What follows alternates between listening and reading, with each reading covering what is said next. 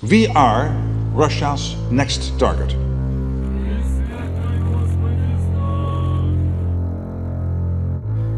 Kalau aja satu pilot Rusia kemarin jadi bilang oke, lalu sebuah jet tempur dengan rudalnya lepas landas masuk wilayah NATO dan ditembak jatuh, itu bisa jadi pemicu perang dunia ketiga. Dan yang bikin lebih ngeri, ini nyaris banget terjadi. Saat Rusia dan Inggris makin panas di belakang layar, NATO udah terang-terangan bilang perang besar itu bukan soal kalau, tapi kapan. Dan 5 tahun ke depan kata mereka. Nah, kata 5 tahun ini jadi teringat dengan rencana The Great Reset 2030 yang sudah diamati banyak pengamat. Dan di saat yang sama ada satu skenario yang jarang dibahas orang awam.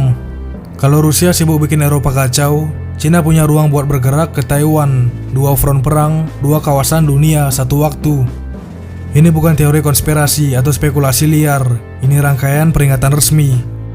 Angka produksi senjata, klaim intelijen, dan pernyataan pemimpin aliansi militer dunia. Dunia terlihat terang di permukaan, tapi di bawahnya mesinnya sudah menyala. Jadi pastikan tonton sampai akhir, karena kita sedang menyaksikan awal dari sesuatu yang jauh lebih besar.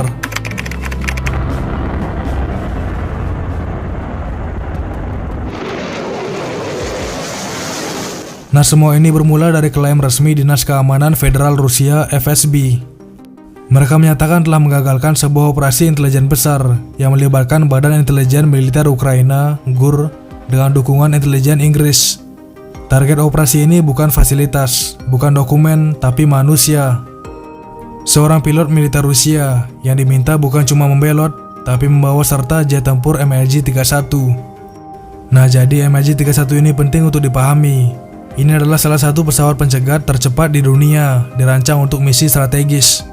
Nilainya bukan hanya pada pesawatnya, tapi pada senjata yang dibawanya. Jet ini merupakan platform utama peluncuran rudal hypersonic Kinzhal. Kinzhal yang berarti belati dalam bahasa Rusia adalah senjata yang diklaim Rusia mampu terbang dengan kecepatan sangat tinggi dan melakukan manuver kompleks.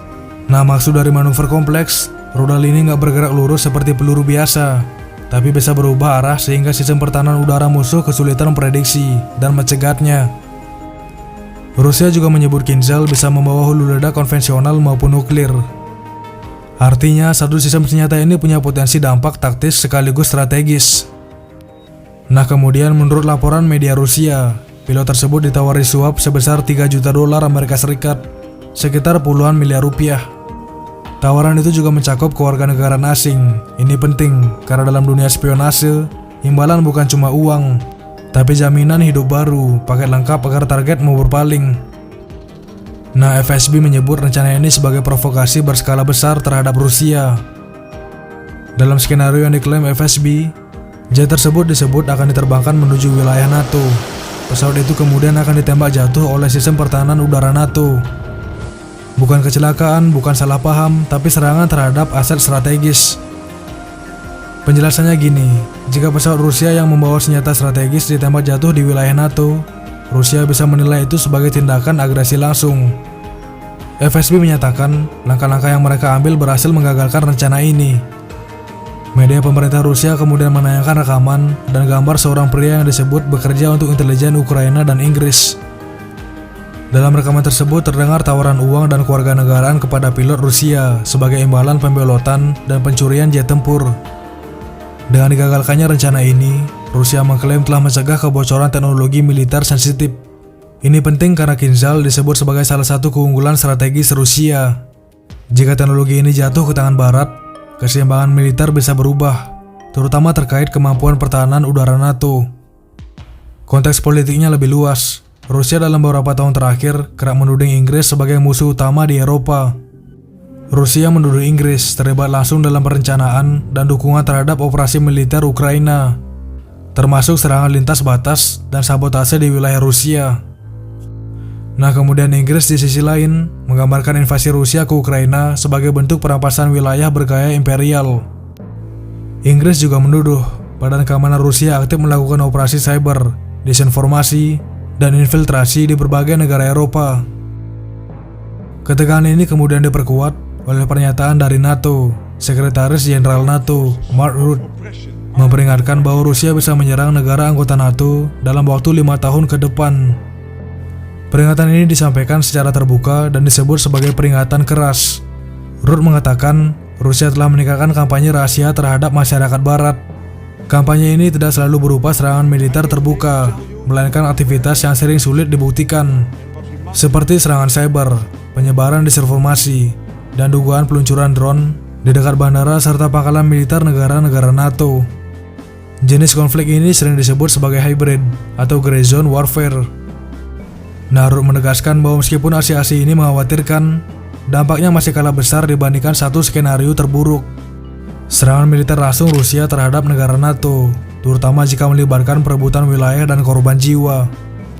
NATO sendiri terdiri dari 30 negara Eropa, ditambah Kanada dan Amerika Serikat sebagai anggota paling kuat secara militer. Di bawah tekanan Presiden Amerika Serikat Donald Trump, negara-negara NATO telah berjanji meningkatkan belanja militer. Rudd mengatakan pertahanan NATO masih bisa bertahan untuk saat ini, tapi konflik sudah berada di sebelah pintu. Ia memperingatkan bahwa terlalu banyak pihak merasa nyaman, terlalu banyak yang percaya waktu berpihak pada mereka. Masalahnya Rusia nggak bergerak santai. Ekonomi Rusia telah berada dalam mode perang selama lebih dari 3 tahun. Pabrik-pabrik senjata Rusia memproduksi drone, rudal, dan artileri secara massal. Menurut laporan Kiel Institute for the World Economy, Rusia setiap bulan memproduksi sekitar 150 tank, 550 kendaraan tempur infanteri, 120 drone lancet, dan lebih dari 50 unit artileri. Analis menilai negara-negara Eropa Barat saat ini masih jauh dari kapasitas produksi sebesar itu dan membutuhkan waktu bertahun-tahun untuk menyamainya. Sebagai respons, Prancis dan Jerman mulai menghidupkan kembali sistem wajib militer sukarela bagi usia 18 tahun. Ini menunjukkan adanya perubahan sikap dari sekedar diplomasi ke persiapan pertahanan jangka panjang. Presiden Rusia Vladimir Putin menyatakan bahwa Rusia nggak berencana berperang dengan Eropa. Namun ia juga menegaskan Rusia siap sekarang juga jika Eropa menginginkan atau memulai perang. Menariknya pernyataan ini menjadi perhatian karena jaminan serupa pernah disampaikan Rusia pada 2022, tepat sebelum ratusan ribu pasukan Rusia memasuki Ukraina. Yang lebih unik, Putin juga menuduh negara-negara Eropa menghambat upaya Amerika Serikat untuk mengakhiri perang di Ukraina. Tuduhan ini merujuk pada peran sekutu Eropa Ukraina yang berusaha mengubah rencana perdamaian Amerika Serikat yang dianggap lebih menguntungkan Rusia. Mark Rutte menilai Putin tidak tulus. Menurutnya mendukung Ukraina adalah jaminan keamanan Eropa. Alasannya jika Rusia berhasil menguasai Ukraina sepenuhnya, wilayah Rusia akan berbatasan langsung lebih panjang dengan NATO, meningkatkan resiko serangan bersenjata terhadap aliansi tersebut. Kekhawatiran NATO tidak berhenti di Eropa. Rutte juga memperingatkan bahwa Rusia bisa mencoba menyibukkan Eropa jika Cina melancarkan serangan militer terhadap Taiwan. Ia menilai Cina dan Rusia memiliki keterkaitan strategis. Dalam skenario ini, konflik di kawasan Asia Timur dan Eropa bisa terjadi bersamaan, membebani kapasitas NATO. Rutte mengatakan Putin siap mengorbankan hingga 1,1 juta rakyatnya sendiri. Meski begitu, kemajuan Rusia di Ukraina tahun ini sangat kecil, kurang dari 1% wilayah dibandingkan awal tahun. Justru hal ini menunjukkan kesediaan Rusia menanggung kerugian besar demi tujuan jangka panjang. Rutte juga menyebut bahwa beberapa negara Eropa telah menyatakan kesiapan untuk menyumbangkan pasukan jika diperlukan, meskipun struktur dan bentuk penempatan pasukan tersebut masih dibahas. Ia menepis spekulasi bahwa Amerika Serikat akan menarik diri dari Eropa dan justru memuji peran Presiden Trump. Menurut Rutte, Trump berkomitmen penuh untuk mengakhiri perang dan merupakan satu-satunya pemimpin yang mampu membawa Putin ke meja perundingan dan memaksanya berdamai. Sekarang setelah semua rangkaian ini dijelaskan dari awal sampai akhir, pertanyaannya kembali ke kita. Dengan rencana spionase yang nyaris memicu eskalasi besar, dengan produksi senjata Rusia yang terus meningkat, dan dengan peringatan terbuka NATO, atau bahkan dengan potensi konflik global yang saling terhubung, menurut teman-teman ini masih sebatas perang bayangan atau adu strategi? Atau ini semua akan memulai perang dunia ketiga? Tulis pendapat teman-teman di kolom komentar video ini. Apakah The Great Reset 2030 akan benar-benar terjadi? Воевать с Европой я уже об этом 100 раз сказал. Но если Европа вдруг захочет с нами воевать и начнет, мы готовы прямо сейчас. Conflict is at our door. Russia has brought war back to Europe, and we must be prepared for the scale of war our grandparents and great-grandparents endured.